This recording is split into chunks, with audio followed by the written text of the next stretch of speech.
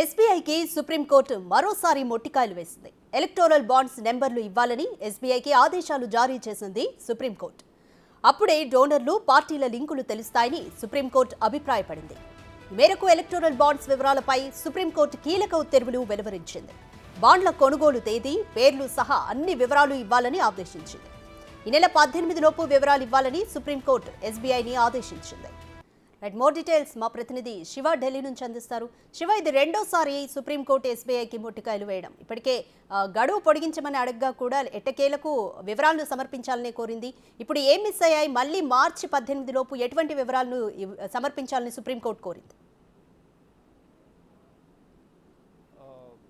ప్రధానంగా రాజకీయ పార్టీలకు, వ్యాపార సంస్థలు, వ్యాపారులు అనేక కంపెనీలు ఏదైతే విరాళాల రూపంలో, ఎలక్ట్రల్ బాండ్ల రూపంలో విరాళాలు సమర్పించాయో దానికి సంబంధించి ఎస్బీఐను ఎన్నికల సంఘానికి ఆ నివేదికను మొత్తం ఎలక్ట్రల్ బాండ్లు ఎవరెవరు కొనుగోలు చేశారు, ఏ పార్టీలకు ఎంత విరాళాలు సమర్పించారు, అసలు ఎందుకు ఇవ్వాల్సి వచ్చింది అనే దానిపై కూడా ఒక నివేదిక సమర్పించాలని కోరిన నేపథ్యంలో 12వ తేదీన సాయంత్రం ఈ నివేదికను కేంద్ర ఎన్నికల సంఘానికి ఎస్బీఐ సమర్పించింది. సమర్పించిన తర్వాత కేంద్ర ఎన్నికల సంఘం కూడా నిన్న ఆ నివేదికను మొత్తం 700కు పైగా పేజీల నివేదికను, అంటే దాదాపు 763 పేజీల నివేదికను ఒక పెన్ డ్రైవ్లో ఎస్బీఐ కేంద్ర ఎన్నికల సంఘానికి సమర్పించారు. 2 ఫోల్డర్లలో, ఒకటి ఎలక్ట్రల్ బాండ్లకు కొన్నవారివి, తర్వాత ఎన్కాష్ చేసిన 2 ఫోల్డర్లుగా క్రియేట్ చేసి అవి వారికి కేంద్ర ఎన్నికల సంఘానికి సమర్పించారు. దాదాపు 2019 నుంచి 2023 వరకు ఎన్ని ఎలక్ట్రల్ బాండ్లకు జారీ చేసింది ఎస్బీఐ అనేది, దాంట్లో దాదాపు 22,000 పైన ఎలక్ట్రల్ బాండ్లను జారీ చేసింది. దానికి సంబంధించి డీటెయిల్స్ అన్ని కూడా కేంద్ర ఎన్నికల సంఘానికి సమర్పించింది.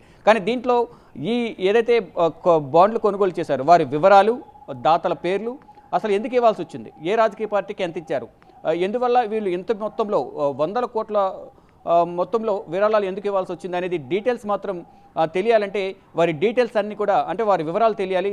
వారి ఫోన్ నెంబర్లు కానీ, దాతల వివరాలు, పేర్లు అన్నీ కూడా తెలిస్తేనే కానీ ఈ డీటెయిల్స్ అనేది తెలియదు. కాబట్టి మీరు ఈ మొత్తం కంప్లీట్ డీటెయిల్స్ అనేది ఎందుకు ఎన్నికల సంఘానికి సమర్పించలేదంటూ కూడా ఈరోజు ఇటు సుప్రీంకోర్టు ధర్మాసనం chief justice of India Dhananjaya Yashwant Chandrachud ఆగ్రహం వ్యక్తం చేశారు. దీనికి సంబంధించి డీటెయిల్స్ అన్నీ కూడా కంప్లీట్గా మాకు సమర్పించాలి. మార్చి 18 లోపు, 18 వరకు అయితే గడువించారు. ఆ గడువులోగా దీనికి సంబంధించిన డీటెయిల్స్ అన్ని కూడా సమర్పించిన నేపథ్యంలో తదుపరి ప్రొసీడింగ్స్ ఉంటాయంటూ కూడా ఎస్బీఐ చైర్మన్కు ఆదేశాలు ఇవ్వడం జరిగింది.